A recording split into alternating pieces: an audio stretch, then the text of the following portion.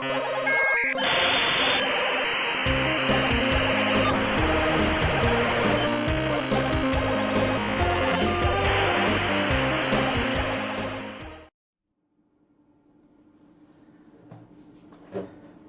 buongiorno, salve a tutti e benvenuti ad una nuova live di Reni Retro. Salve a tutti, benvenuti. Oggi è 7 maggio 2025, sono le 11:20.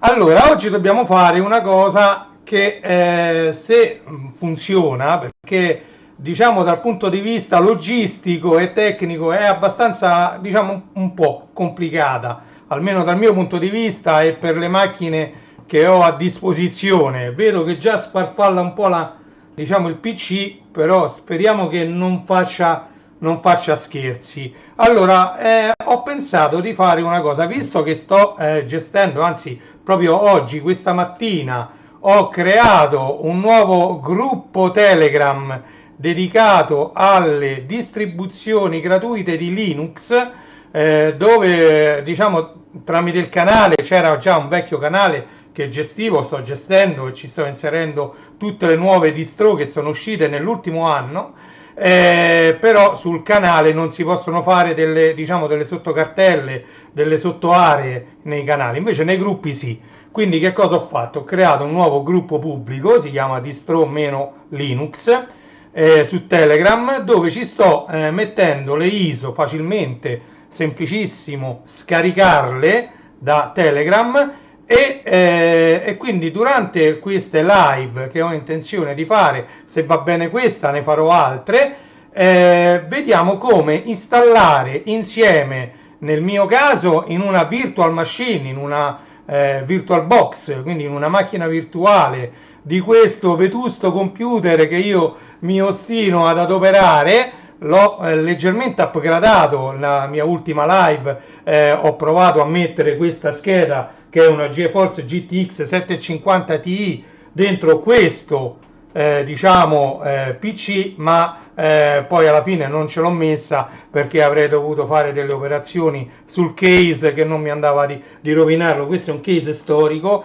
e quindi vorrei che rimanesse così, non ci tocco niente, ci sono i 4 hard disk in RAID 5 più un hard disk, c'è il masterizzatore Blu-ray, questo è un super PC, ci sono 16 giga di RAM, è un i5, quindi diciamo è un'ottima macchina questa qui.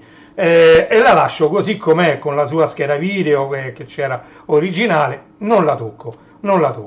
E invece questa scheda video l'ho messa nel PC che sto usando attualmente per andare in live, però vedo che ogni tanto sfarfalla, non so se magari può essere l'USB, non lo so, perché adesso sto utilizzando la videocamera, quella buona.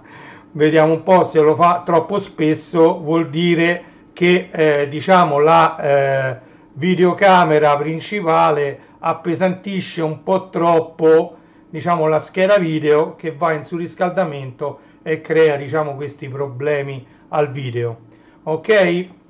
Allora, detto questo, dobbiamo installare oggi, ho deciso di partire con Linux. Io già ho provato a installarlo nella virtual machine, sembra che funziona, quindi ovviamente non c'era anche OBS che girava, non c'era, forse ho capito anche perché sfarfalla, perché mi sono scordato di fare questo.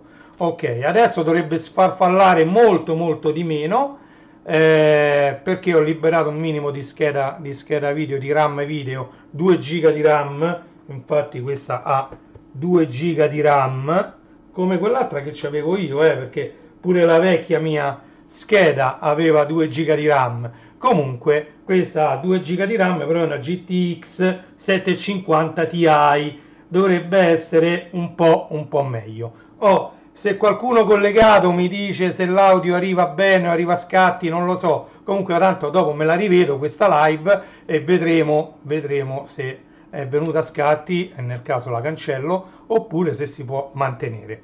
Allora, la prima cosa che volevo fare è volevo farvi vedere l'hardware che sto usando attualmente. Ok? Allora, l'hardware che sto usando attualmente è un, ovviamente, sistema operativo Windows 7 Professional. Questo è Specci, è un programma che ci fornisce informazioni sull'hardware utilizzato. Ok? La CPU è un Intel Core i5 4670, attualmente è anche molto caldo, anche se lo streaming mi sta occupando la CPU scarso al 50%, cioè tra il 45 e il 50%, quindi stiamo andando a 25 frame al secondo, però in Full HD. Ok? Ha 16 GB di RAM, a 800 MHz Dual Channel, quindi diciamo la RAM è anche abbastanza veloce. La scheda madre, come vedete, è una ottima Asus H87M Plus.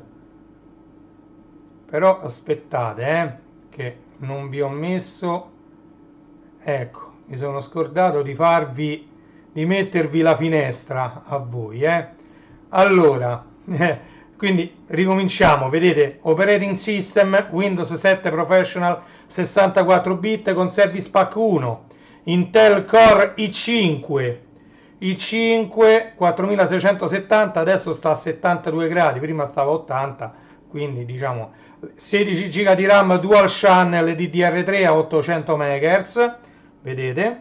Poi c'è una Asus Tech, quindi Asus Computer Inc. H87M Plus con socket 1150, quindi un'ottima scheda madre. La scheda video, come vedete, è una Nvidia GeForce GTX 750 Ti, ovvero questa qui. Sono riuscito a metterla, ci stanno un po' di problemi perché il mio sistema operativo è un po', diciamo, c'ha un sacco di problemi sia come DLL danneggiate e sia come registro di configurazione. Trattasi di un'installazione fatta nel 2012 e quindi comincia a dare dei problemi. Qui sotto c'è lo storage, tutti gli hard disk che io ho attaccato sia USB che sul serialata, quindi sono tutti hard disk serialata. Alcuni hanno l'interfaccia USB 3.0, altri sono connessi direttamente alla scheda madre. Diciamo, vorrei passare, prima o poi dovrò farlo, anche perché non mi si aggiorna più OBS, non mi si aggiorna più Google Chrome, tanti altri software non si aggiornano più, quindi mio malgrado dovrò passare a Windows 11. Ok, quando passerò a Windows 11 voglio mettere innanzitutto un SSD con il sistema operativo per acquistare un po' in velocità. Non so se poi coglierò l'occasione per metterci altre 2 RAM da 8 GB l'una, arrivare a 32 GB di RAM, tanto si possono comprare le DDR3, e poi ci voglio mettere un altro disco internamente, sempre dentro al PC, che sia un disco serialata, però meccanico, sempre da 5 TB interno al PC. Comunque vedete che sono tantissimi dischi attaccati qua. Poi c'è 2 unità ottiche, uno è un lettore DVD e uno è un masterizzatore DVD multi. Ok, la scheda audio è quella incorporata su scheda madre, una Realtek High Definition Audio. Andiamo a vedere le particolarità della scheda video. Eccola qui, che è una particolarità che ci sta molto a cuore, perché diciamo dalla scheda video dipendono molto le prestazioni del computer. Eccola qui, una Nvidia GeForce GTX 750 Ti, il memory clock attualmente è di 405 MHz. Ok, la temperatura è 40 gradi centigradi, che va abbastanza bene. Il driver è un po' obsoleto, ma non lo posso aggiornare perché mi dà un conflitto di diciamo firma digitale. Ok, purtroppo il registro di configurazione ed alcuni file DLL sul mio sistema operativo sono danneggiati e mi impediscono di installare un driver diverso da quello fornito dai server Microsoft. Quindi questo è l'ultimo disponibile sui server Microsoft, ma non è l'ultimo disponibile sui server Nvidia, dove c'è addirittura un driver dell'anno scorso, del 2024, per questa scheda video. Ok, quindi detto questo possiamo andare avanti. Vediamo se qualcuno ha scritto qualcosa. No, allora, quindi questo è per quanto riguarda la scheda video. Diamo un'occhiata veloce alla scheda madre. Questa è una Asus H87M Plus, quindi il chip a socket 1150, quindi la CPU centrale l'I5 in questo caso, e questi sono tutti gli slot che ha a disposizione. Questo è come lavora con tutti i voltaggi della scheda madre. Le RAM, eccole qua, sono diciamo 2 slot occupati su 4. Ho attivato il dual channel che permette di raddoppiare, diciamo, di utilizzare, diciamo, i 2 slot di RAM come se fossero uno solo al doppio della frequenza, praticamente, che singolarmente, e quindi lavorano in dual channel, ok? E sono 16 giga, come vedete, ok? Sta scritto qui. Ultima cosa, vabbè, storage abbiamo visto, RAM, ecco la CPU. La CPU, come abbiamo visto, ha 4 core e 4 threads, è un i5 4670, niente di speciale, ok? È un i5 di quarta generazione, proprio tranquillo, tranquillo, tranquillo, senza nulla di speciale, ok? Detto questo, dobbiamo andare ad installare questo Linux. E dove lo andiamo a installare? Lo andiamo tranquillamente a installare sulla nostra VirtualBox. Ovviamente sulla VirtualBox voi vedete che io ho già diciamo una Linux diciamo creata, ma io ne voglio creare una nuova insieme a voi, ok? Questa è diciamo la home page, la pagina principale di questa versione che ho io di VirtualBox, ok? Non so se voi potete vedere, se mi si apre la finestra, è VirtualBox 7.0, diciamo una versione un po' vecchia di VirtualBox. Un attimo che vedo se vi riesco a far vedere, diciamo, la versione di VirtualBox. Vediamo se, allora, informazioni su VirtualBox. Questa è la virtual machine che ho io, VirtualBox 7.0, ok? Ritorniamo alla macchina virtuale, questa qui, ok? E quindi andiamo adesso su VirtualBox ed andiamo a creare una nuova macchina virtuale. Allora, per creare una nuova macchina virtuale basta cliccare qui in alto, dove c'è aggiungi, c'è anche nuova, ok? Nuova macchina virtuale. Adesso io la chiamerò Linux Live. La chiamiamo live perché siamo in live. Allora, qui gli vado a dire che la deve salvare dentro un altro percorso, perché io tutte le macchine virtuali ce l'ho dentro un hard disk dedicato, e c'ho una cartella che si chiama proprio VirtualBox Machine, ok? VirtualBox, ho selezionato la cartella e lui mi creerà un'altra cartella all'interno di questa cartella che si chiama VirtualBox Machine. Adesso vi metto in condizione di vedere anche quello che sto facendo io, ok? Andiamo a vedere, ok? Eccoci qui, ve la ingrandisco, così potete vedere tranquillamente quello che sto facendo io sulla VirtualBox, ok? Vediamo un po', sì, praticamente. Allora adesso io, immagine ISO, vado a selezionare, vedete già ce l'ho qui, Linux, no, questo è Linux, Oracle. Allora facciamo altro, va, me la vado a prendere. Windows Linux, è questa qua. Allora, questa è l'immagine ISO da cui dovrò fare l'installazione. Lui automaticamente si è preso che è Linux, è un Linux a 64 bit. Ok? Avanti. Nome utente, VBox user, password, change me. VBox user, no, non mi piace VBox user. Chiamiamola quindi Linux l'utente, Linux OS, e ci mettiamo Linux OS come password, ok, Linux Live, nome host, mi dà un pericolo qua, ok, Linux underscore live, perché diciamo, l'underscore non lo accetta, quindi Linux Live va bene così, installa sullo sfondo, quest niente, andiamo avanti, ok, la memoria di base ci mettiamo, tanto ho 16 giga, ci possiamo mettere 8 giga, 892, ok, 892 e gli mettiamo 2 CPU, va? 2 CPU, ok, 8 giga di RAM e 2 CPU delle 4 che abbiamo a disposizione, ok?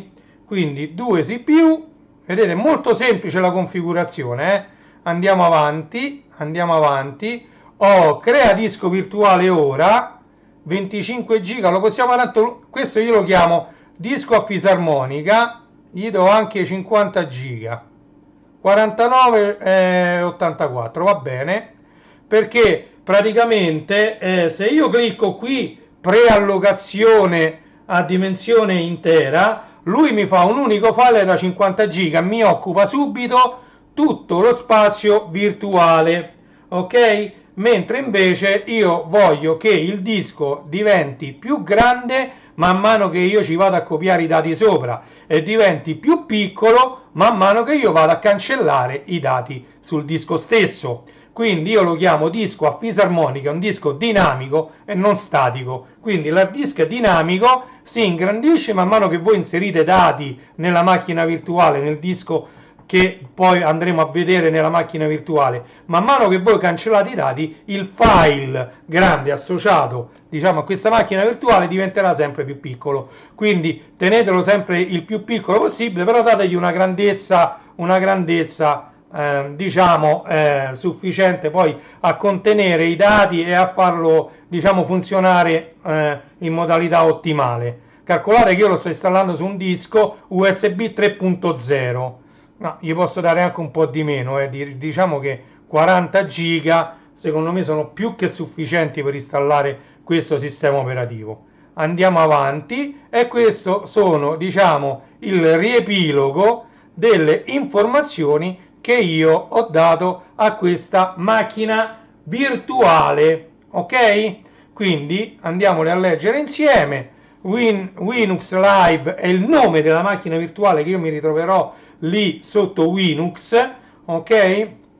La posizione della, diciamo, della macchina virtuale, delle informazioni che io ho della macchina virtuale, la posizione su quale hard disk sta, io l'ho messo su un disco diverso in modo da ottimizzare l'installazione, la velocità di installazione, perché se il file ISO e diciamo il file dell'hard disk stanno su due dischi diversi, si massimizza il trasferimento dati, ok? Andremo a installare un Ubuntu a 64 bit perché andremo a vedere che questo Linux non è altro che un kernel di Ubuntu opportunamente modificato per assomigliare a Windows 11, ok? E qui ci sono tutte le altre informazioni della macchina virtuale. Facciamo fine, ok? E qui mi è comparso Linux Live e sta partendo la macchina virtuale. Allora, adesso io per farvi vedere la macchina virtuale devo andare ovviamente a cambiare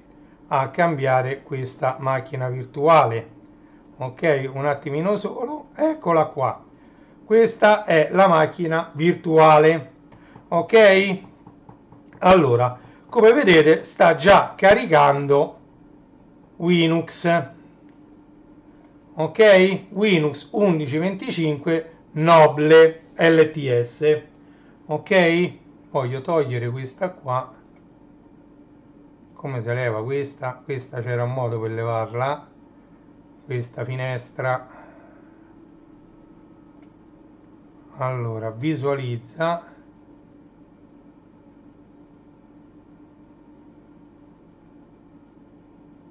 Barra dei menu, barra di stato. No, non era questa. No, no, mostra barra dei menu. Come faccio? Allora, comunque sta partendo, ecco, così si faceva. Vedete? Ah, voi non riuscite a leggere, c'è scritto Linux 11 with Copilot sotto al, diciamo, perché qua ammazza quanto è grosso. Già si è preso i driver della scheda video. Ve lo rimpicciolisco in modo che potete vedere bene quello che sto facendo. Eccoci qua. Eccolo qua. Allora, lo metto qui al centro. Perfetto.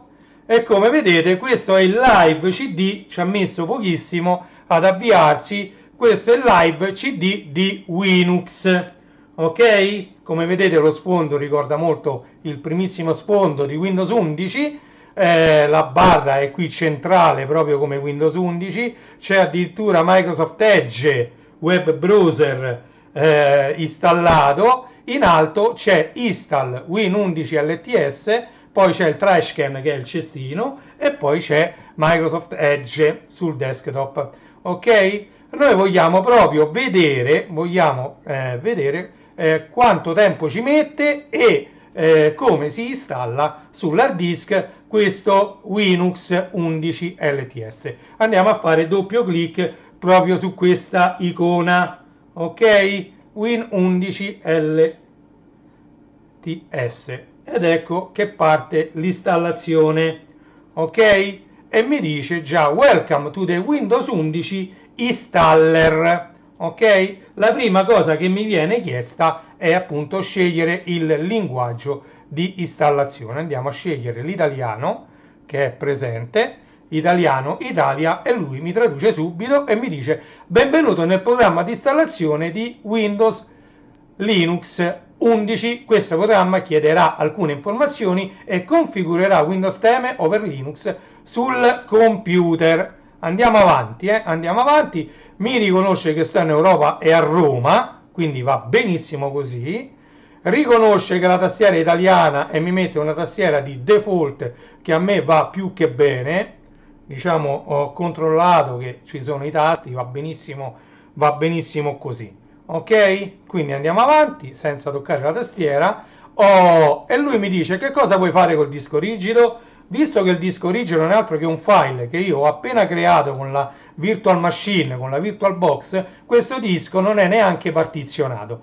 Quindi andiamo a cliccare sul primo, lui mi dà delle opportunità di andare a modificare le partizioni o a lasciarle così, e tra l'altro c'è anche la possibilità di criptare il sistema con una password. Io non utilizzerò, odio questa cosa, anche se alcune aziende devono per obblighi sia di legge che diciamo interni andare a criptare, soprattutto aziende che trattano dati sensibili vanno a criptare tutti i dati contenuti nel sistema operativo, soprattutto nei PC portatili, perché in caso di furto o smarrimento di un PC portatile nessuno può accedere a quei dati. Quindi questo sistema operativo supporta anche la criptazione totale dei dati scritti sull'hard disk, ok? Sia esso con un SSD sia esso un disco meccanico, i dati vengono proprio criptati e la password viene chiesta ancora prima di caricare il sistema operativo, proprio in fase di avvio, subito dopo il BIOS del sistema, il BIOS, Basic Input Output Standard, quindi dopo aver riconosciuto le periferiche viene appunto chiesta la password per decriptare i dati sull'hard disk e parte il sistema operativo. Noi non utilizzeremo, diciamo, questa feature e andremo a far installare in modalità non criptata diciamo il sistema operativo Linux su questo disco tra virgolette virtuale, perché sul mio PC Windows 7 non è altro che un file, ma nella macchina virtuale è un hard disk vero e proprio. Clicchiamo su avanti, come master boot record va bene, clicchiamo su avanti. Qual è il tuo nome? Ci metto Linux, ok? Il nome usato per l'autenticazione ci mettiamo Linux, il nome del computer Linux e VirtualBox va bene, ci mettiamo password Linux OS, ripetiamo la password Linux OS e ci dà anche la possibilità di cliccare su accedere automaticamente senza chiedere la password. Questo per me è una feature molto importante, perché mi dà fastidio che ogni volta che io avvio il sistema operativo mi venga chiesta la password di login. Quindi questa feature impedisce, cioè fa in modo che la password venga messa automaticamente e il sistema faccia il logon direttamente con il nome utente Linux, ok, che avrà sicuramente i privilegi di root o di amministratore. Come Windows noi utilizziamo administrator per dire che un utente ha i privilegi di amministratore, in Linux si utilizza di più diciamo privilegi di root, scritto ROT, ok? Quindi andiamo avanti e dopo aver immesso la password, diciamo il nome del computer, il nome dell'utente e il proprio nome, basta fare avanti e lui ci mostrerà il riepilogo dell'installazione, ok? Quindi lui creerà una nuova partizione di tipologia MS-DOS, va benissimo lo stesso, poi creerà una ext4, quindi col sistema operativo diciamo Linux, proprio diciamo una partizione ext4 prettamente di Linux, e andrà a installare diciamo su questo hard disk virtuale il diciamo sistema operativo. Ok, fatto questo basta cliccare su installa, mi si apre un'altra finestra con scritto install now, se ci riesco ve la mostro subito. No, cioè, a voi vi dovrebbe essere comparsa già così, ci dovrebbe essere, ok?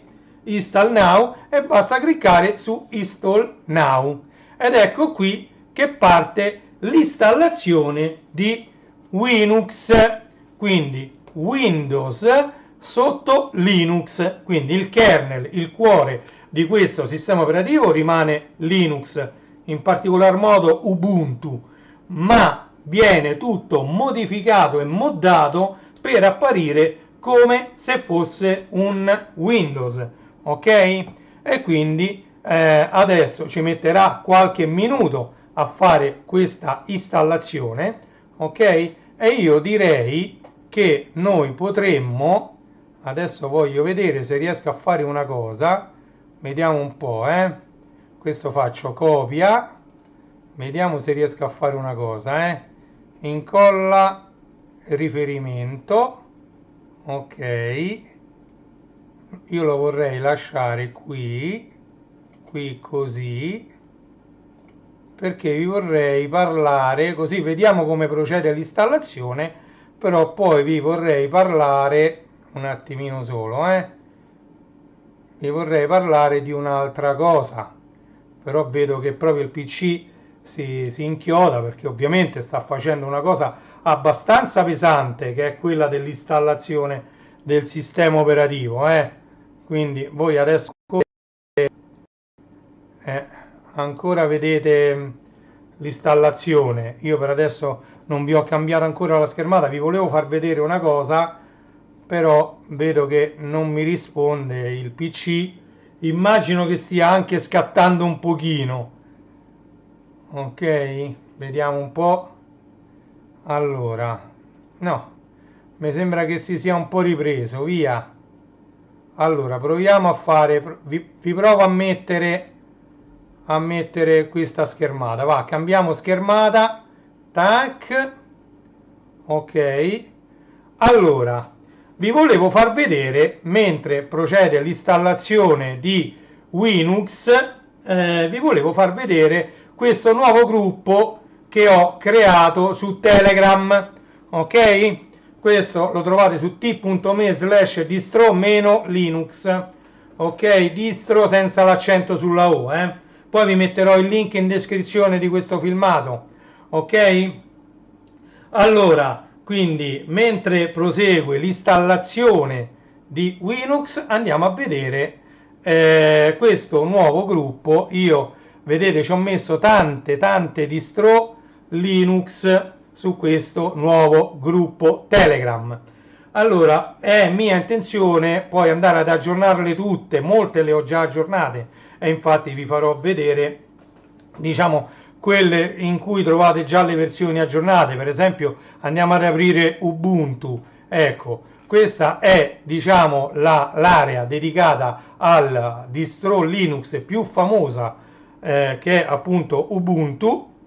Qui trovate i due link, si parte dalla 22.04 che fu una delle più famose e delle più riuscite versioni, poi c'è la 23.04, ma quanto prima ci metterò anche la 24 e la 25 che già trovate tra l'altro nel vecchio canale distro Linux che io già gestivo. Già ho messo, diciamo, queste due distro, anzi, se ci riesco, vediamo un po' se riesco, eccolo, andiamo a mettere queste due, le mettiamo proprio subito, questa è la 24 e la 25, le andiamo proprio a mettere, ok, distro meno Linux, andiamo dentro Ubuntu e le andiamo a mettere qui, ok, così abbiamo messo, diciamo, ci trovate le vecchie versioni 22.04 e 23.04,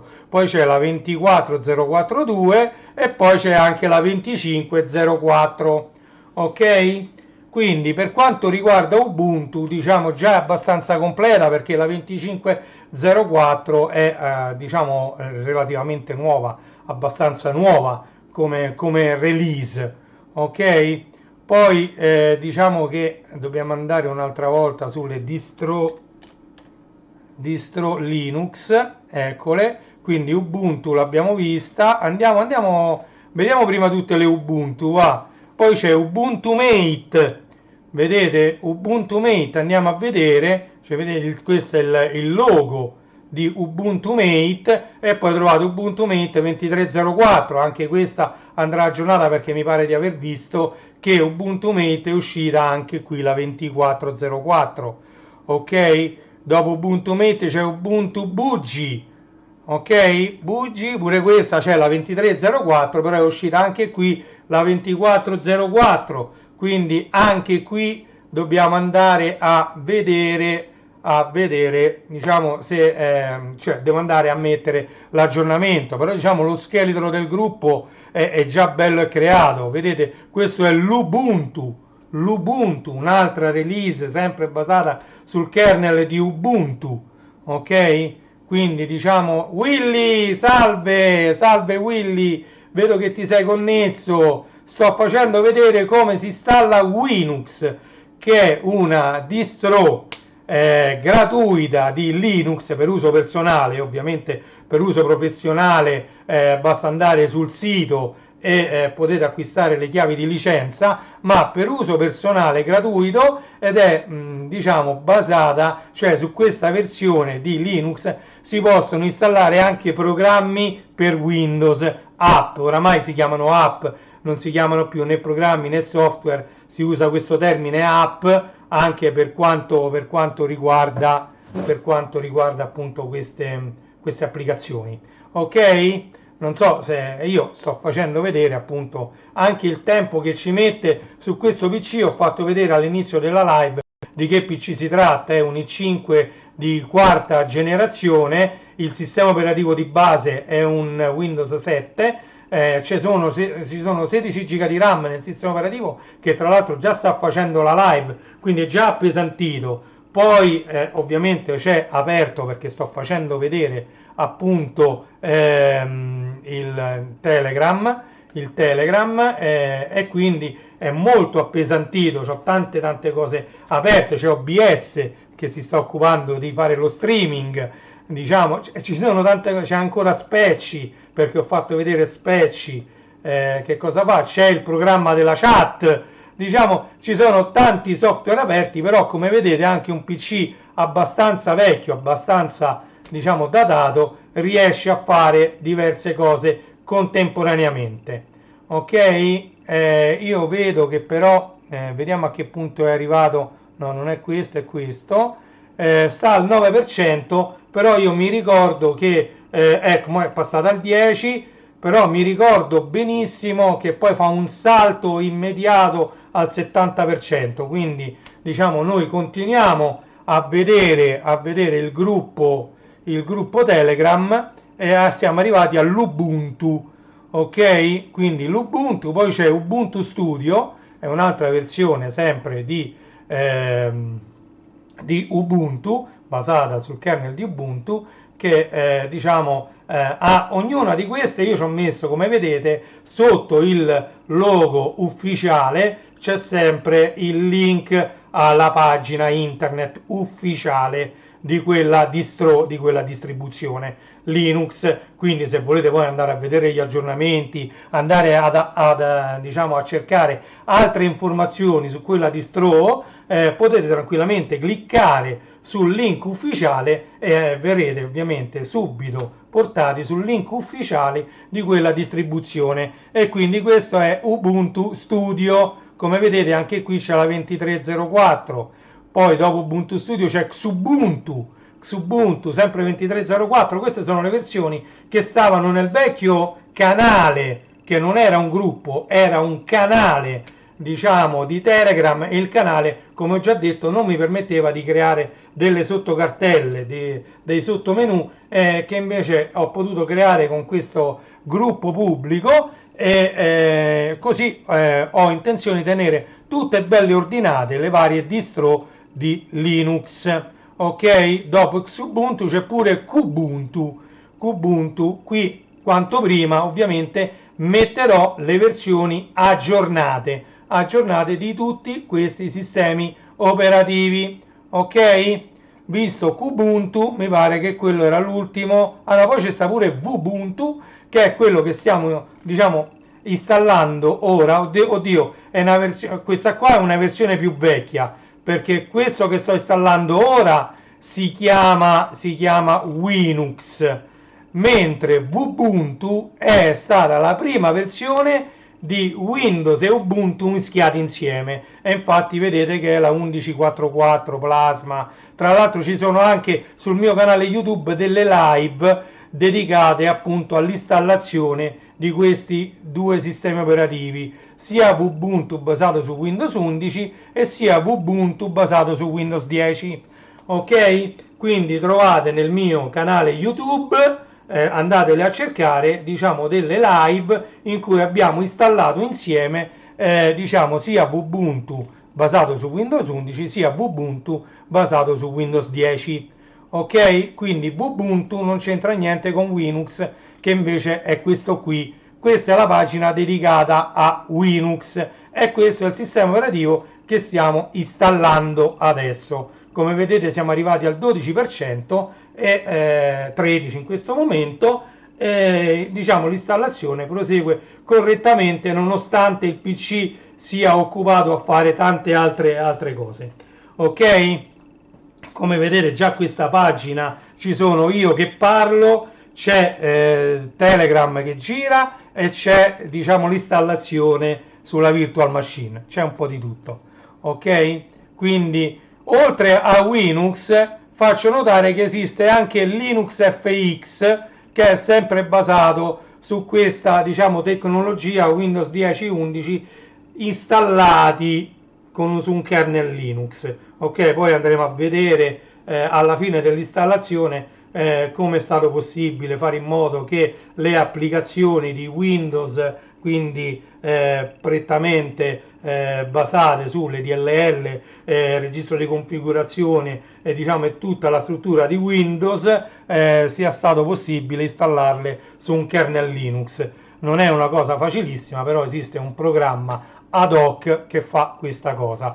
Poi ovviamente per rendere diciamo il desktop il più simile possibile ai sistemi Microsoft è stato necessario fare un modding particolare, e quindi come è successo per Commodore OS Vision, che a me piace tantissimo, e poi dovremmo fare una live anche dedicata se ci riesco, perché diciamo quello è abbastanza il 3.0 mi sto riferendo, Commodore OS Vision è abbastanza grosso e non so se riuscirò a installarlo su una macchina come questa, non lo so, devo fare prima una prova, farò delle prove e se vanno bene queste prove farò una live e installeremo insieme anche Commodore OS Vision 3.0 su una macchina virtuale, VirtualBox di questo sistema operativo diciamo basato su diciamo una vecchia conoscenza che è la Commodore, però anche se poi è Linux di base, ovviamente ha un kernel Linux molto molto stabile e molto molto moddato. ok? Quindi questo è per quanto riguarda Linux FX, un'altra release di Linux che diciamo può ricordare e installare applicativi Microsoft su un kernel Linux. Andiamo avanti, andiamo a vedere per esempio Batocera, pure questo va aggiornato. Ci sono tutti gli aggiornamenti anche sul sito che trovate qui in alto, vedete Batocera Ready to Retro, questo è il sito originale diciamo, della distro, e Batocera è una versione particolare di Linux che ci permette di giocare a tutti quelli che sono considerati i retro games, quindi è una distribuzione diciamo quasi totalmente configurata e pronta per accettare diciamo tutti gli emulatori di vecchi videogiochi, quindi compresi i nostri Amiga, Commodore 64, VIC-20 o quantomeno Atari, Atari Lynx o anche Nintendo, Nintendo 64. Insomma, Batocera è diciamo considerato il sistema operativo Linux oriented migliore per chi vuole farsi una stazione da gioco, ok? Farò anche una live sull'installazione dell'ultima versione di Batocera, sempre se questo mio vetusto computer me lo permetterà. Nel frattempo siamo arrivati al 33% di installazione di questo. Ovviamente io quando l'ho installato senza la live in corso ci ha messo molto meno tempo, devo dire la verità, con neanche un quarto d'ora me l'ha installato, quindi diciamo che il fatto di avere OBS che sta facendo lo streaming lo rallenta un pochettino, però devo dire che sta andando abbastanza bene, siamo ecco al 37%. Visto Batocera come si chiama, andiamo avanti. Questo è Commodore OS Vision, qui ci ho messo particolare cura, essendo OS Vision un sistema operativo a cui sono molto affezionato. Io nell'anno in cui uscì, che era il 2011, avevo già il negozio di computer e presi anche accordi con la Commodore USA per diventare distributore italiano dei nuovi Commodore 64X, che però mi venivano a costare troppo, il margine di guadagno era sottilissimo, era bassissimo il margine di guadagno. Io mi avevano detto che ne dovevo acquistare un certo numero di unità, avrei dovuto investire un sacco di soldi, che poi tutte queste unità mi sarebbero rimaste sul groppone, anche perché per quello che offrivano erano macchine costosissime, cioè non costavano poco, e quindi non sarei mai riuscito a vendere delle macchine diciamo a forma di Commodore 64 con dentro alla fine un PC con un sistema operativo che all'epoca era basato su Linux Mint, cioè non era possibile, quindi non trovai un accordo con la Commodore USA nonostante le diverse mail che ci scambiammo. Io non ero disposto diciamo ad investire tanti soldi nel progetto, ero disposto sì a fare pubblicità, diciamo a mettere in opera tutte quelle cose che io non trovo distro meno Linux. È strano che non lo trovi perché è un gruppo pubblico, aspetta, è t.me/distro, forse è così, prova un po' se è così, prova un po' se è così, dovrei averlo scritto così. Mirko, forse dovrebbe essere così. Aspettate che lo vado a vedere perché tanto ci siamo connessi. Allora andiamo a vedere, ma a me sembra distro-linux. Ah no, ovviamente è così come l'ho scritto, esatto, con l'underscore, ok? Quindi Mirko, allora è t.me/distro_linux, ok? Tra l'altro l'ho scritto come Restream, ma io mi vorrei connettere come Renato De Vita, ok? Link al nuovo gruppo, due punti, allora t.me/distro_linux, vanno bene pure così, Allora, distro Linux, ovviamente l'ho scritto bene perché non vorrei Linux, sì, distro meno Linux, mi sembra che sia scritto bene. Ok, quindi eravamo arrivati a Commodore OS Vision, vedete qui c'è la primissima, la beta 4, ci ho messo poi la beta 5, diciamo, l'ho messe un po' tutte, altro beta 5, una a 64 bit e una a 32, mi pare che questa è la versione a 32 bit. Poi c'è la beta 6 che esiste solo a 64 bit, poi c'è diciamo la beta 8, anche questa solo a 64 bit, e poi c'è Commodore OS Vision beta 9 a 64 bit. Poi ci ho messo anche un'immagine VirtualBox creata diverso tempo fa, già bella e pronta, in cui vedete qui siamo arrivati all'87%. Questa è una diciamo immagine VirtualBox con già OS Vision installato sopra. Ok, poi siamo passati a OS Vision 2.0 che non c'entra più niente la Commodore USA, ma è stato fatto da altri che hanno portato avanti il progetto Commodore OS Vision. Ok, qui è uscita la 2.02 e poi dopo c'è l'enorme versione da 36 giga che è Commodore OS Vision 3.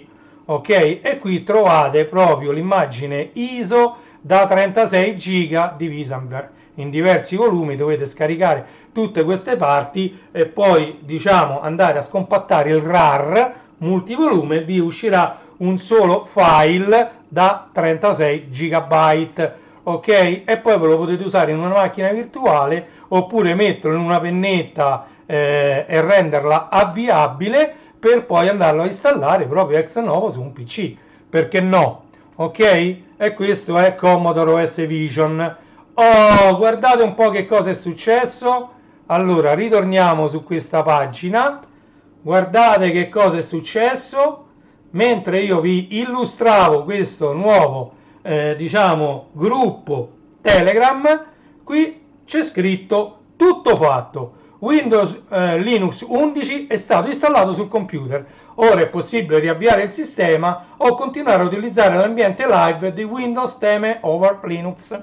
Ok, io lascio flaggato riavvia ora e clicco su fatto. Ok, così praticamente vedete c'è la schermata, mi ha dato un errore lì, ma quello non è un problema, Linux gli errori non c'è problema, e si riavvia il sistema. Ok, allora attendiamo che si riavvii il sistema, compare l'avvio con diciamo l'icona stessa di Windows 11 e vediamo c'è la schermata, questa schermata nera che vedete è proprio tutto nero lo schermo perché sta avviandosi Linux 1125 LTS Linux Noble, come vedete. Ecco qua, vabbè, dà qualche errore ma non è un problema perché Linux, pure se dà degli errori, il kernel è fatto in modo che riesce a continuare nonostante ci siano dei, diciamo, si chiamano minor errors, cioè errori minori che non influiscono sul corretto funzionamento della macchina. Qui in questo frangente si riferisce proprio alla grafica, al driver grafico. Ok, può darsi che il driver grafico virtualizzato non sia stato correttamente installato, ma non è un problema assolutamente bloccante per diciamo il kernel Linux. Ok, c'è il cursore che lampeggia lì in alto, come vedete, e diciamo sta installando, sta diciamo cercando di lanciare l'ambiente grafico, il primo avvio dell'ambiente grafico di Linux. Ok, attendiamo un attimo, è comparso ovviamente il puntatore. Ovviamente dopo il primo avvio non sarà così lento, questo è il primo avvio che è un po' più lento. Ricordiamo che siamo su una macchina virtuale, che l'hard disk non è altro che un file su un hard disk USB 3.0 attaccato con l'USB 3.0, quindi diciamo ci sono un bel po' di colli di bottiglia da tutte le parti. Se voi utilizzate un SSD connesso direttamente alla scheda madre, anche se avete una macchina virtuale, sicuramente ne gioverete in velocità e in avvio del sistema ed anche in utilizzo del sistema, per carità. Ok? Attendiamo un attimo che venga caricato, diciamo, questa nuova versione di Linux, che non è altro che il successore di Ubuntu col W che era Windows over Ubuntu, e niente, magari mentre carica noi ci andiamo a rivedere diciamo questo gruppo. Eravamo arrivati a Commodore OS Vision e vi faccio vedere anche Endeavour OS, questa è un'altra distro Linux, ok, si chiama Endeavour OS, questo è il loro logo, e qui pure trovate una versione del 2023.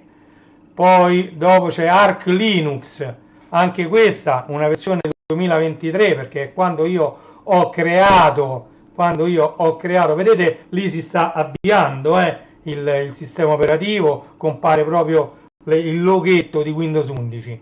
Comunque Arch Linux è del 2023, adesso li aggiornerò piano piano tutti quanti, ci vuole un sacco di tempo, però diciamo è mio desiderio appunto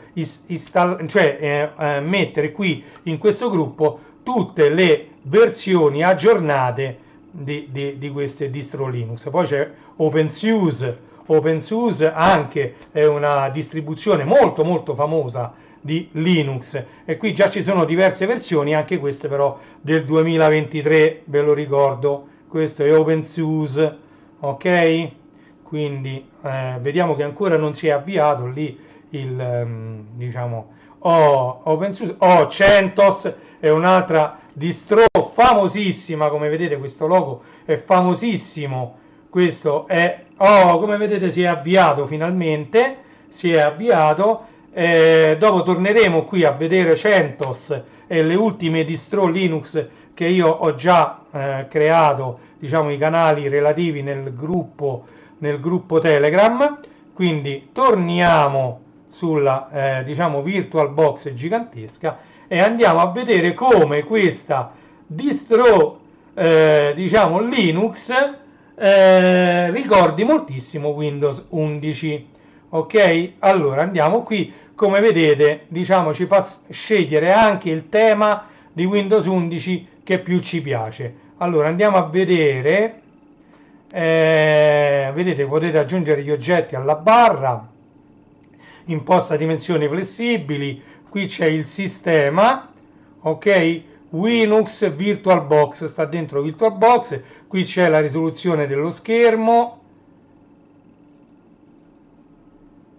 eccolo qua, potete andare ad impostare tante cose. Io adesso lascio tutto a 0, a 1 come stava, non tocco niente. Configurazione dello schermo, scarta i modifiche, vedete 1280x800, sto adesso che è una risoluzione diciamo che per me mi permette anche di farvi vedere quello che sta succedendo, ok?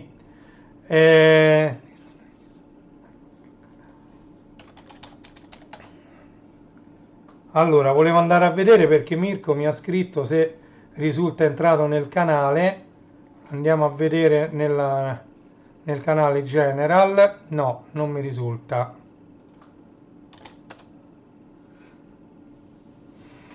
No, Mirko, non mi risulta che sei entrato nel canale, strano. Il canale, se lo vedi, lo riconosci subito, perché c'è scritto Linux Point nel canale General e poi ti trovi davanti, diciamo, tante aree dedicate ognuno a un Linux diverso. Ok, comunque questo è diciamo la configurazione del video, addirittura gli effetti del desktop che potete andare a mettere. Va bene, chiudiamo la configurazione Linux e iconifichiamo questa qui, perché vi voglio far vedere che aprendo qui, vedete, ci sono tutte le, diciamo, le app. Qua possiamo andare ad aprire diciamo, l'account utente, diciamo, quindi tutto quello che riguarda l'account utente. E un'altra cosa che funziona molto molto bene sono gli aggiornamenti. Allora, manualmente, aspettate, perché io ce l'avevo, forse di qua, accessibilità, aggiornamento di Power Tools, no. Allora, questo lo posso chiudere, questo lo voglio chiudere, perché c'era un, qua forse, Power Tools Control, ok, e c'erano tutti gli aggiornamenti. Allora, controlla aggiornamenti. Adesso lui automaticamente si è installato la scheda di rete. Io sto installato a giga, sto connesso a gigabit col cavo direttamente sul router. Ok, oh, guardate come funziona bene la pagina degli aggiornamenti. Vedete? C'è Discover che è il tool che si occupa appunto di andare a reperire tutti gli aggiornamenti del sistema operativo installato. Qui ovviamente dovete avere una connessione internet. Quanto più è veloce la connessione internet, tanto più veloce sarà la fase di aggiornamento del vostro sistema operativo. Nulla toglie però che potete tranquillamente mettere gli aggiornamenti background, e mentre utilizzate il vostro sistema operativo gli aggiornamenti vengono sia scaricati che installati. Ok? Quindi questa funzione voi la potete tranquillamente iconificare e ce l'avete qua. Questo è Power Tools, noi lo chiudiamo questo Power Tools, ok? Mi sa che l'ho aperto un sacco di volte, ok?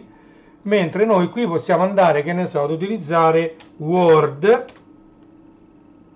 ok? Microsoft Office Word Online, oppure c'è OnlyOffice, che è un, diciamo, una distro free diciamo della suite Office, che è molto simile, non è quella della Microsoft, è molto simile a quella della Microsoft, ok? Quindi c'è diciamo una serie di tool già installate che vi permette di usare subito, immediatamente dopo l'installazione, questo sistema operativo. Vediamo un po' a che punto stanno. Ecco, vedete qua ci sono tutti gli aggiornamenti.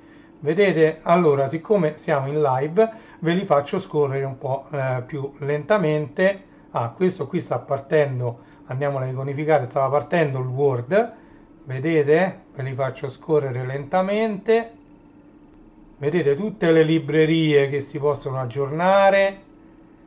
Vedete?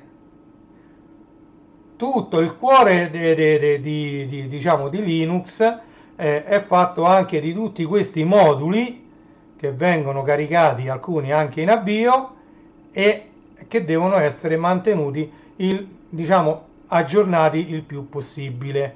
Ok? Per aggiornarli è abbastanza semplice, basta fare clic qui in alto, aggiorna, e diciamo l'aggiornamento parte in automatico. Allora andiamo a vedere, questo è Discover ed eccolo qua, e questo è il programma, lo possiamo mettere a tutto schermo, che ricorda molto Microsoft Word, però non è Word, ok? Aspettate che voglio vedere. Allora, aggiorna tutto, ok? Lui, quando ho cliccato su aggiorna tutto, mi chiede la password Linux OS, ok?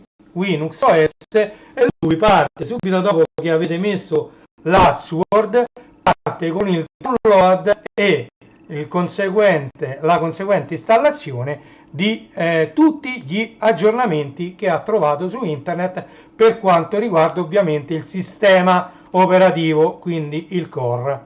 Ok? E qui, come vedete, possiamo o attendere che vengano installati tutti questi aggiornamenti. Non appare neanche con il link che hai scritto, t.me distro Linux. Allora aspetta un attimo, gli diciamo un attimo, aspetta. Allora vediamo perché non funziona, vediamo subito perché non funziona. Io clicco qui, mi si dovrebbe aprire, mo mi si apre, ovviamente mi si rallenta un po' tutto, però sto vedendo se il link che ho messo va ad aprire correttamente, diciamo, il gruppo oppure no. Allora, purtroppo è tutto lento, il mio computer si sta piantando quasi completamente. View in Telegram, apri in Telegram.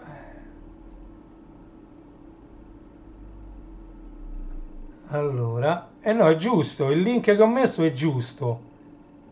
Allora, fammigli scrivere, prova a cercare distro meno Linux su Telegram, perché è strano, perché è un gruppo pubblico, io l'ho fatto apposta proprio perché doveva essere un gruppo pubblico, perché il canale Telegram è un canale privato, mentre questo è un gruppo pubblico, ok? Adesso devo rimpicciolire, se no mi si blocca tutto e non riesco più ad utilizzare nulla, ok? Allora, prova a cercare distro meno Linux su Telegram, ok?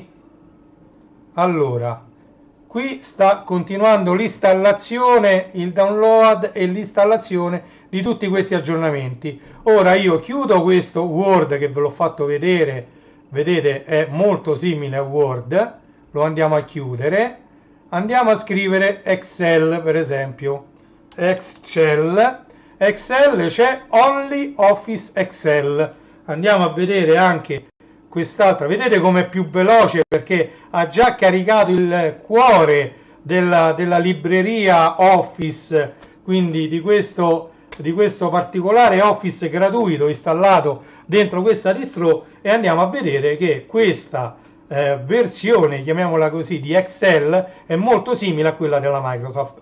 Anche questa non è assolutamente l'Excel della Microsoft, ma è molto molto simile ed utilizzabile. Andiamo a vedere per esempio PowerPoint. Aspettate. Vedete? E questo è Only Office PowerPoint. Ma poi guardate com'è veloce, con tutto che sotto sta aggiornando un sistema operativo dentro un file virtuale, e tutto questo viene caricato, diciamo, in un mondo virtuale che è la virtual machine, però si muove molto molto molto bene. Come vedete si apre esattamente come PowerPoint della Microsoft, però questo assolutamente non è PowerPoint della Microsoft. Vedete? Titolo diapositiva, qui potete mettere le diapositive, potete utilizzarlo come se fosse Office della Microsoft, ma non è Office della Microsoft. Andiamo a vedere altri tool che possono risultare utili, vediamo se c'è, se hanno pensato a mettere no, vabbè, vediamo se c'è WinRAR, per quanto io posso installare anche WinRAR qui sopra, ovviamente WinRAR non c'è, però sicuramente ci sarà RAR per RAR c'è la versione ovviamente modalità comando, va bene. Vediamo se c'è VLC. Sì, il lettore multimediale VLC c'è, quindi possiamo leggere qualsiasi filmato. Vedete, criteri prosegui, e VLC c'è installato correttamente. Informazioni su VLC 3020 Vetinari Videolan VLC, oramai è diventato lo standard per vedere i filmati. Come vedete è completa come distro, e ricorda moltissimo, ovviamente funziona anche Edge, io adesso non lo voglio lanciare, però funziona correttamente anche Edge. Vediamo qui che mi dice, Linux mi dice che si riavvierà tra 26 secondi, io lo riavvio, gli dico ok, e così mi andrà ad installare tutti gli aggiornamenti che ho fatto. Andiamo a vedere, e diciamo in teoria dovrebbero essere scomparsi anche quei messaggi di errore che comparivano. Non lo trova, è strano Mirko, mi dispiace. Aspetta, Mirko, facciamo una cosa, guarda, Allora, andiamo qua, andiamo su, dove sta?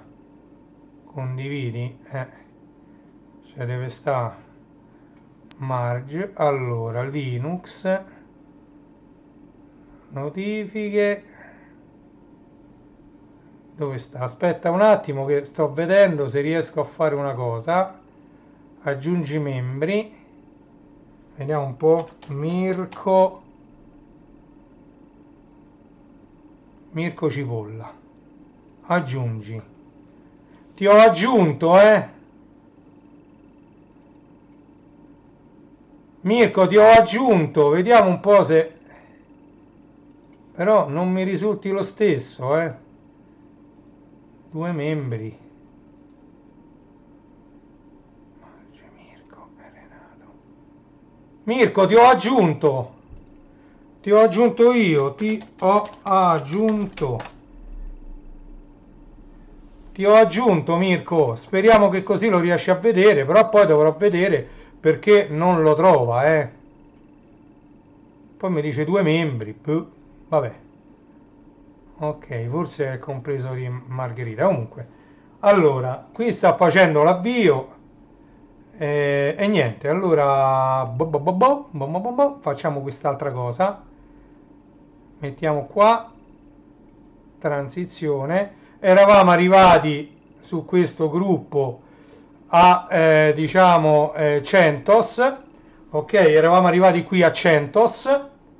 Eccolo qui, lì sta installando tutti quegli aggiornamenti qui sopra sta installando tutti gli aggiornamenti che abbiamo scaricato, e quindi diciamo ci metterà qualche secondo di più.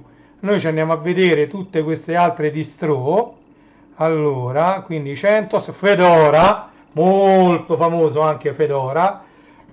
Mi sto mettendo in un lavoro, mi sto inserendo in un lavoro che sarà titanico, però lo voglio fare perché sono molto molto affezionato a tutte quante le distro Linux, a chi ci lavora, e quindi voglio fare in modo di avere in un unico posto tutte le distro disponibili più famose, perché sono tantissime. Io ho scoperto che sono centinaia le distro Linux, però diciamo io qui in questo gruppo ci vorrei mettere diciamo le più famose e quelle che ho usato anche io. Per esempio, ecco, questo è Debian, famosissimo questo logo di Debian, un'altra distro Linux, ma sono tantissime. Debian, c'è Linux Mint, vedete?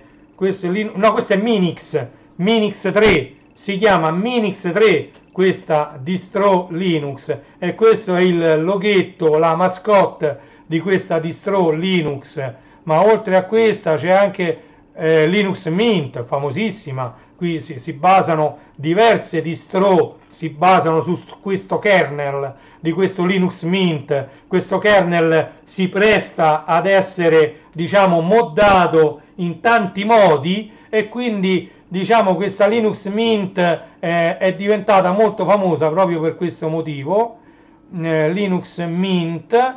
E poi c'è una versione di Linux, diciamo una tra le primissime che io ho usato, che è Knoppix. Era famosissimo il live CD di Knoppix, che diciamo noi sistemisti abbiamo utilizzato parecchio per andare a lavorare poi su PC con Microsoft Windows, per andare, che ne so, a sistemare l'avvio o a eliminare virus.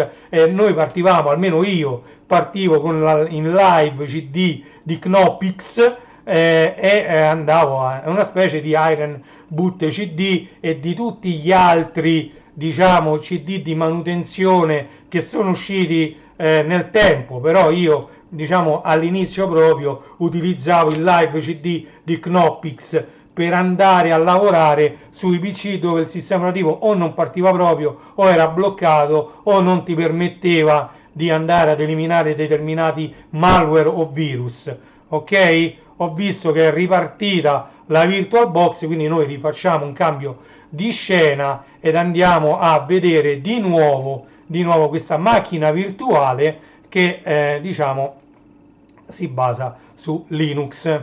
Ok? Adesso il sistema operativo è tutto bello aggiornato. Abbiamo visto che ci sono tante applicazioni, tra cui OnlyOffice installate già su questo sistema, andiamo a vedere All Apps e qui possiamo vedere, diciamo, c'è anche Android installato sopra, un emulatore di Android per andare ad utilizzare tutte quelle app che girano solo sui telefonini. C'è la calcolatrice, che ovviamente è una calcolatrice anche scientifica, eccetera, ed è, guardate, questa è la base. Poi possiamo andare avanzate, finanziaria, programmazione, vedete, se io la metto avanzata ovviamente diventa una calcolatrice scientifica, un po' diciamo come anche quella della Microsoft, ovviamente, ma noi possiamo andare qui, All Apps, andiamo un'altra volta su All Apps, non so che altro vi posso far vedere, vabbè, Device Manager, ci vede tutte, diciamo, i device virtuali, c'è anche Google Chrome installato qui dentro, ma c'è un po' di tutto quello che ci serve. Abbiamo già visto VLC, c'è OneNote per esempio, c'è OneDrive, c'è addirittura no, questi sono, diciamo, questi della Microsoft sono tutti online, quindi ci vuole Office 365, ci vuole, diciamo, dovete pagare la licenza Office 365 e allora potete utilizzarle anche, diciamo, su questo sistema operativo, Office 365, diciamo, si può utilizzare, diciamo, su quasi qualsiasi sistema operativo Office 365.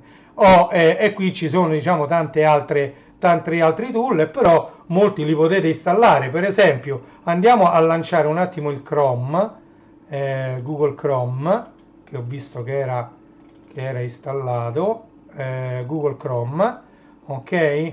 Un attimo solo, facciamo partire Google Chrome perché vi voglio far vedere come si può installare un applicativo per Windows molto piccolo, che però è un applicativo che io utilizzo tantissimo, come sapete, anche per andare su questo gruppo, ok? Andiamo a vedere, ci mette un po' ad avviare per la prima volta Google Chrome. Eccolo qui, dovrebbe essere partito. Ti diamo il benvenuto in Google Chrome. Predefinito sì, invio automaticamente statistiche, non mi interessa momentaneamente da questo sistema operativo, ok? Allora, e io qui appunto lo metto a tutto schermo, non accedere perché non mi interessa di accedere, quindi io il motore di ricerca voglio quello di Google, imposta come predefinito il motore di ricerca di Google, che per adesso qui, come vi ho detto, mi sta bene. Allora, no grazie, e poi andiamo altro, ok. Allora, qui ci voglio scrivere WinRAR, anzi rarlab.com, qua sopra proprio sulla URL, rarlab.com, e questo è il sito dove si può scaricare WinRAR. Ok, WinRAR, vediamo se c'è in italiano, eccolo qua, italiano, oramai è solo a 64 bit, lo sta scaricando, eccolo qua, questo è un exe per Microsoft Windows. Ci faccio doppio clic sopra, a parte lo possiamo vedere sulla cartella, ok, ed eccolo qui. Noi facendoci doppio clic possiamo fare esegui e lui lo esegue grazie a Wine. Wine è un'applicazione che, vedete, Wine, la configurazione di Wine è in corso. Aspetta un momento e, diciamo, tramite Wine, che è, diciamo, un tool per Linux che permette di lanciare applicativi Microsoft scritti per Windows su un ambiente Linux, ok? Quindi parte questo, diciamo, questo ambiente, chiamiamolo così, Wine, direttamente dentro diciamo, una macchina Linux e permette poi di eseguire programmi Windows all'interno di Linux, senza però lanciare altre macchine virtuali, senza ulteriori, diciamo, installazioni complicate e complesse. Basta fare doppio clic su un eseguibile di Windows, compare questa finestra e solo la prima volta vi ci mette così tanto, diciamo, dalle volte successive è invece molto più veloce. E infatti questa è l'installazione che sembra proprio installer di Windows, che mi permette di andare ad installare WinRAR su questa macchina, ok? E poi andiamo a vedere come viene lanciato WinRAR, che sfrutta sempre Wine per essere lanciato, ok? Perché poi alla fine questo si va a installare delle DLL che sono di Microsoft, si va ad installare, diciamo, determinati file che sarebbero eseguibili solo in un ambiente Microsoft Windows, mentre invece in questo caso funzionano in un ambiente Linux, ok?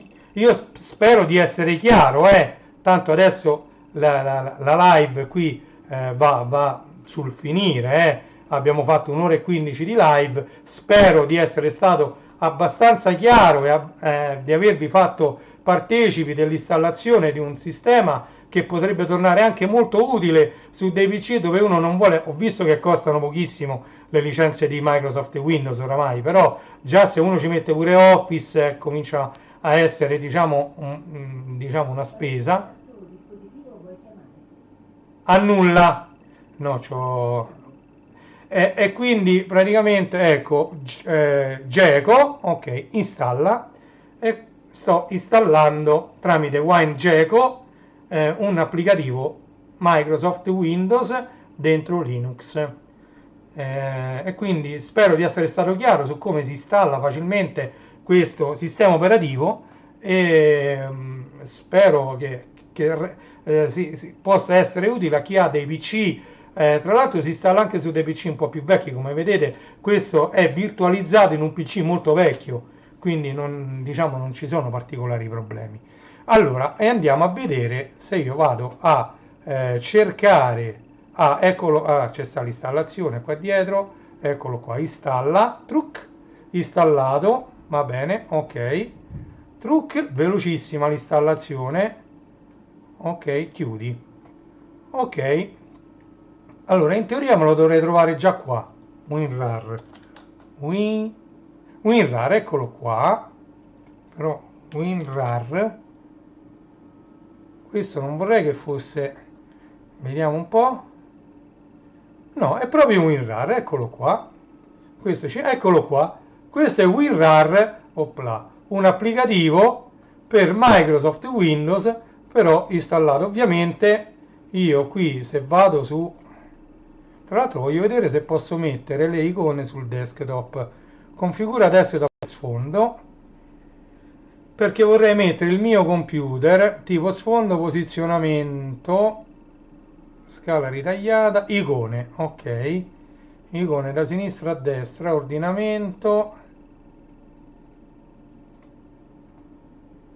le estensioni di anteprima, però io vorrei mettere delle icone, posizione, icone da sinistra a destra, linea, quindi se io voglio fare qua icone, no, vedete,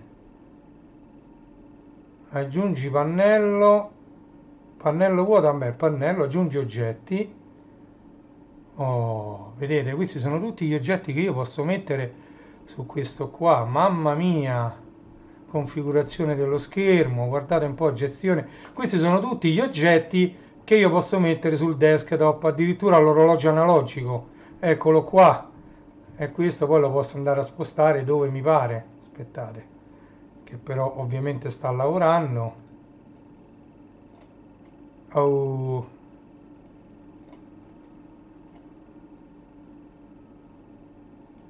perché non me lo fa spostare?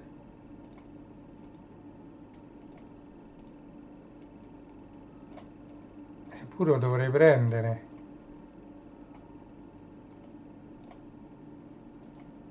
Qua mi dice pure l'ora. Vabbè, poi mi devo studiare bene come si fa. Ok, oggetto rimosso, perfetto, mi informa di qualunque cosa faccio. Comunque posso aggiungere oggetti, però io volevo aggiungere il file manager. Dove sta Ah, eccolo qua, file manager, non l'avevo visto. Sono un po' accecato. Allora, desktop scaricati. Per esempio, ecco, questo. Vabbè, questo non vuol dire niente. Allora, file recenti. Allora, Windows Linux, ecco, andiamo dentro, questo è tutto, vedete, il file system di Linux. Allora, etc, qui ci dovrebbe essere pure l'utente, Linux, etc, andiamo ad ordinarli, no, voglio mostra file nascosti, no? Informazioni aggiuntivi, mostra pannelli, configura, ordina per nome, ok, ordina per nome, me l'ha messa al contrario, vabbè, ok, va bene, queste stanno in ordine inverso per nome.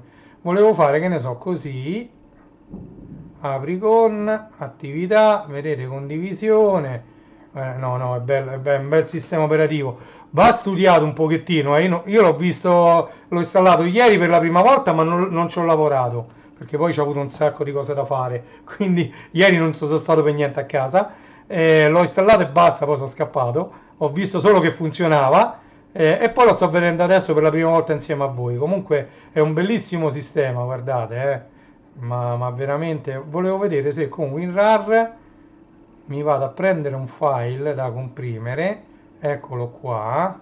Allora, file, apri, cambia, copia, seleziona tutti. No, io poi devo andare a prendere da file, da qui, e io sì, vado, che ne so, dentro i video non c'è niente, vabbè, devo andare per forza qua. Andiamo dentro Sbin, vediamo se c'è qualcosa. Per esempio, ecco, dentro Sbin, no, questi sono file di sistema, però bisogna stare attenti. Andiamo dentro etc, qui stanno in ordine inverso, etc.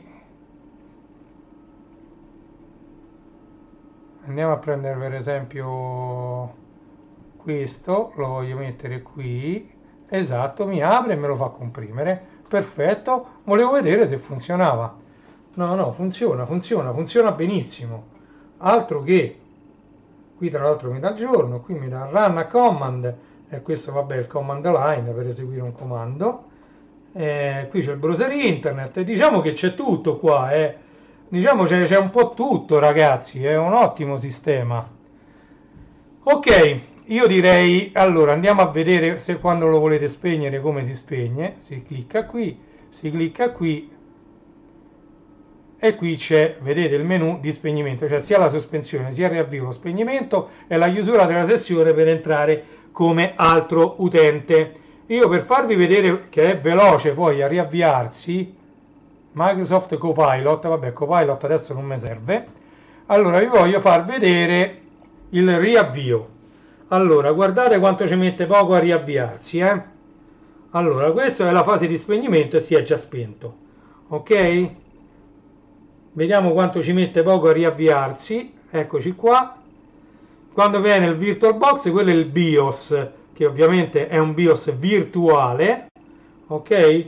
Compare ovviamente il cursore in alto a sinistra, una volta scomparso il cursore parte l'avvio del sistema. Guardate che è un sistema molto simile a Windows 11, quindi ha tutta la pesantezza, e calcolate che io qui non ho neanche un SSD, sono tutti dischi meccanici, e ripeto, il disco da cui sta partendo il sistema operativo, quindi diciamo il file virtuale, sta su un disco USB 3.0, ok? Ed è un disco meccanico da 2,5 pollici, ed è un, ve lo faccio vedere che disco è questo, sì, è questo, guardate un po', è questo, guardate, è un Seagate Basic da 5 tera, ok?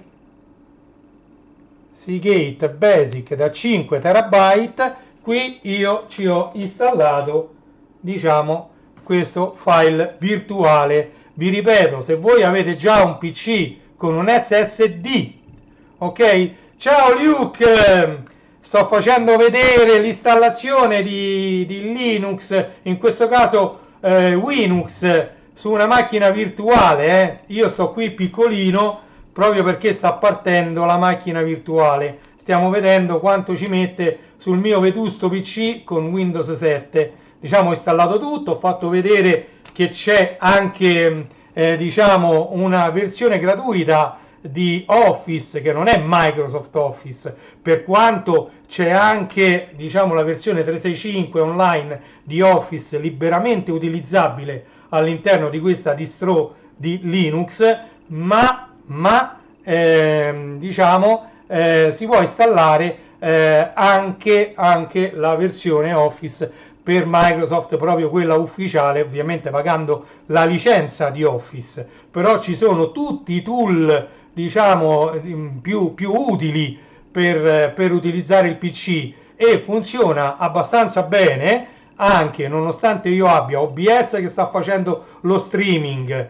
Venerdì sera non ti perdi la mia super live, lo so, finalmente anche tu hai la trackball, io ce l'ho da parecchio la trackball, tra l'altro io ne ho 13 di TV, li ho visti l'altro giorno che sono andato al box, durante quest'anno ne vedremo delle belle, lo so, non me la perdo, la live, super live, che le tue live sono sempre bellissime, quindi ricordo a tutti quelli che vedranno anche in differita questo video, di andare poi venerdì prossimo, che sarà 8-9 di maggio 2025, in serata dalle 9:15, 9:30 in poi, a vedere sul canale di Luke74 Channel, questo ritrovamento, questa donazione che lui ha avuto da un utente del suo canale, e che andrà a far vedere questo CD TV, che per me è meglio dell'Amiga CD32, il CD TV, con tutto che non è AGA, però avere il drive nero del CD TV, la tastiera nera del CD TV, possibilmente 2 joypad di quelli originali, diciamo con tanti tasti, perché erano quasi delle tastiere all'infrarosso del CD TV, e magari 2 trackball, sarebbe il massimo per il CD TV. Tra l'altro il CD TV era in grado di caricare non solo da CD, io ci ho fatto girare un sacco di demo. Pensa, apro una parentesi, Luke, se stai ancora lì ti racconto questo aneddoto, tu lo sai che io sono solito raccontare gli aneddoti, mi piace parecchio raccontarli. Allora, io spesso, quando facevo il DJ, diciamo nei locali, o diciamo in posti un po' più adatti, lo so, tu ne hai 2 adesso con questo che ti è arrivato. Io ho i caddy grigi, neri, ce l'ho pure di un altro colore, ce l'ho di 3 colori i caddy che vanno nel CD TV, vabbè. Non divaghiamo, vi racconto questo aneddoto. Mi portavo il CD TV, avevo fatto sempre con l'A530, con il GVP A530, avevo fatto un CD dove dentro ci stavano, partenti da Workbench, perché partiva il Workbench direttamente da CD, c'erano diverse demo e io le avevo messe in esecuzione una dopo l'altra, i demo grafici, quelli di Amiga. Qui però mi sa che si è impiantato il tool, vediamo un po' se sta caricando. Ah, ma qui si è già caricato, ma voi lo vedete, no? Perché non lo vedete VirtualBox? Strano. Ah, sì, lo vedete.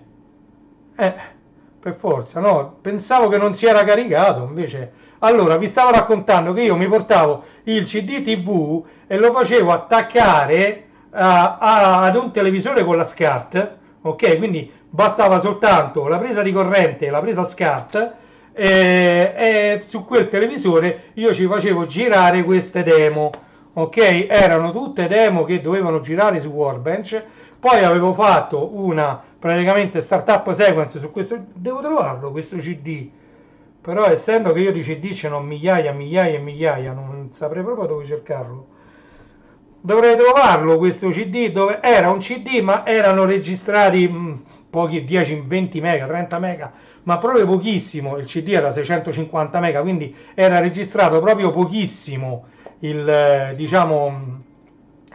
CD, però c'erano tutte quelle demo che io avevo anche scaricato da Aminet, che partivano, diciamo, in sequenza una dopo l'altra, e poi ripartivano da zero quando erano finite tutte. E niente, e su questo schermo partivano tutte queste immagini virtuali, vettoriali, come io scrivevo. Diciamo, io quando scrivevo che avevo tutte le varie luci da discoteca, stroboscopiche, lampade a mercurio, luci di wood, c'avevo la sfera prismatica, insomma tutta la mia attrezzatura, ci mettevo anche immagini virtuali. e immagini virtuali erano date appunto dal CD TV che io mi portavo dietro, che ho già dentro inserito il caddy con questo CD che io avevo masterizzato, e partivano tutte queste demo una di seguito all'altra ed erano belle da vedere su un televisore qualsiasi che stava lì dentro al locale o dentro anche a, diciamo, a un posto dentro a questa sala adibita per feste. C'era sicuramente un televisore dove magari loro ci facevano normalmente il karaoke. Nel mio caso lo utilizzavo per queste immagini virtuali. Questa è una parentesi sul CD TV, ok? No, no, che completi, Luke?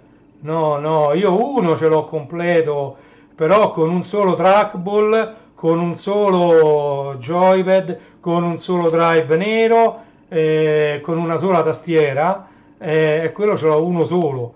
No, no, gli altri due li comprai a Pianeta Amiga 98. Pianeta Amiga, mi sa, da cosa? Da Vitale, quello che sta anche nel gruppo di Amiga Ita di Telegram, perché quando io andai via da Pianeta Amiga, quell'anno io fui espositore, e lì io comprai a mezzi con il mio amico, che poi me lo comprai tutto io dopo 6 mesi, l'Amiga 4060 Big Tower, che già stava dentro un Big Tower, lo pagai parecchio, però era un'Amiga 4060 nel 98, era avere l'oro proprio. A me poi interessava tra l'altro la scheda ultra wide SCSI 060, mentre al mio amico interessava l'Amiga 4000 anche con lo 040. Allora che cosa feci io? Noi facemmo a metà l'acquisto, io mi presi praticamente quasi lo svuotammo, perché quello dentro c'aveva anche una scheda video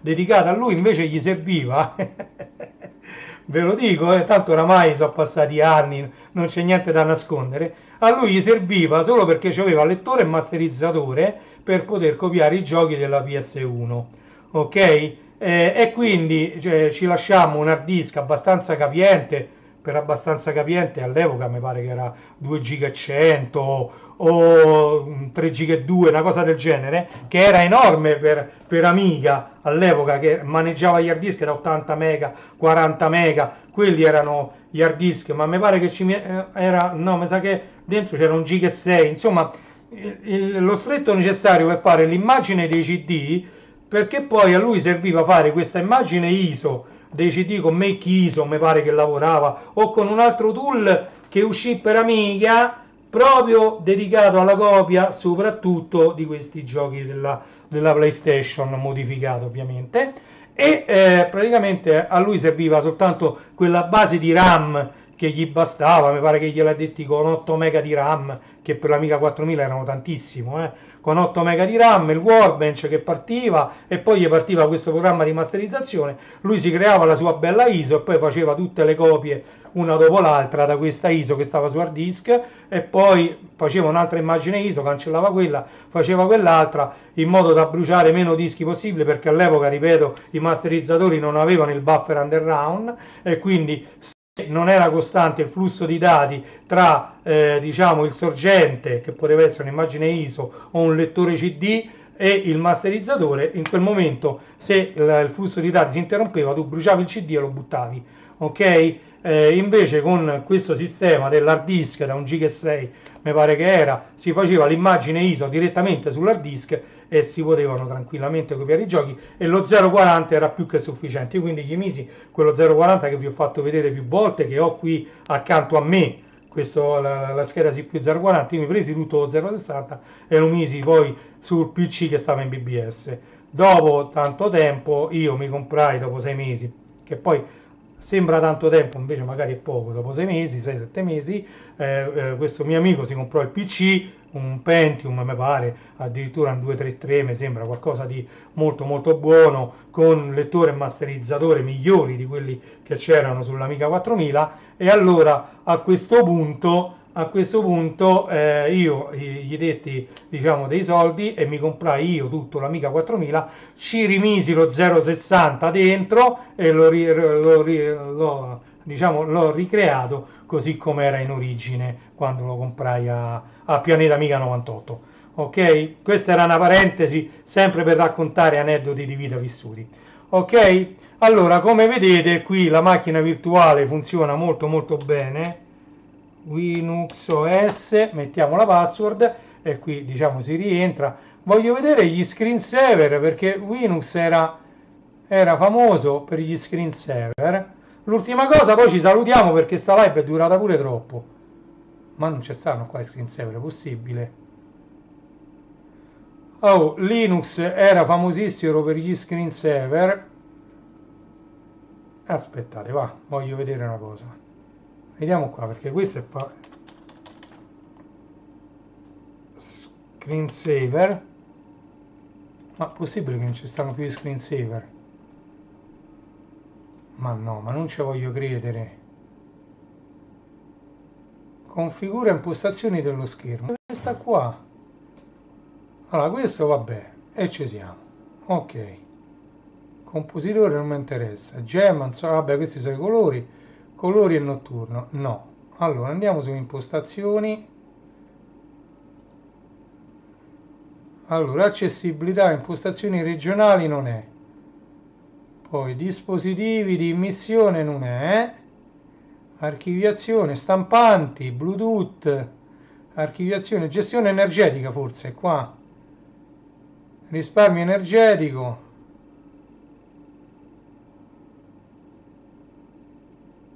No, ma ormai c'è.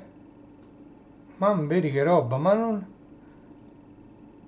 ci stanno più gli screensaver. Boh, non si usano più gli screensaver che erano uno più belli degli altri. KDE. Vabbè, poi lo cercherò perché sicuramente ci sarà, forse qua dentro le applicazioni. Posizione diagnostica, no. Ah, la diagnostica mi fa addirittura tutta la diagnostica. Vabbè, qui va tutto bene.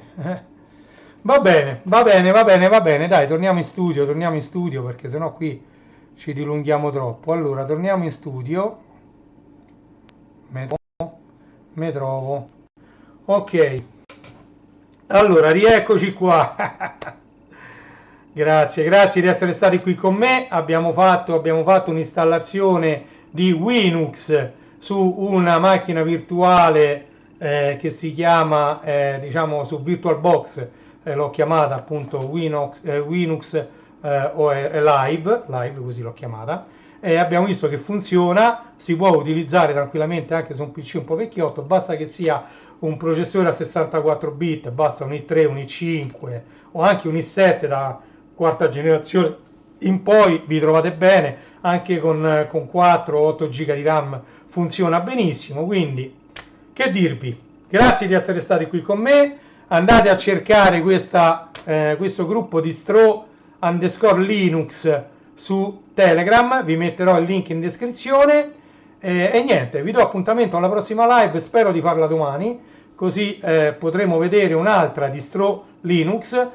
Adesso mi metto subito a lavorare su un'altra distro che volevo mettere sul gruppo nuovo e comunque poi vi metterò anche il link al vecchio gruppo che io continuerò ad aggiornare, però lì stanno tutte mischiate le distro, mentre su quello nuovo che vi consiglio di diciamo andare ad iscrivervi stanno tutte belle ordinate. Grazie a tutti di essere stati qui con me questa mattinata. Ci vediamo presto, ci vediamo senz'altro presto. Non perdetevi la live di Luke74 Channel venerdì in serata dalle 9:15, 9:30 in poi. Ok? Vi lascio con la mia solita sigletta finale di Reni Retro. Eccola qui, eccola qui, eccola qui. Allora, vediamo un po', dovrebbe essere questa, Reni Retro finale. Via!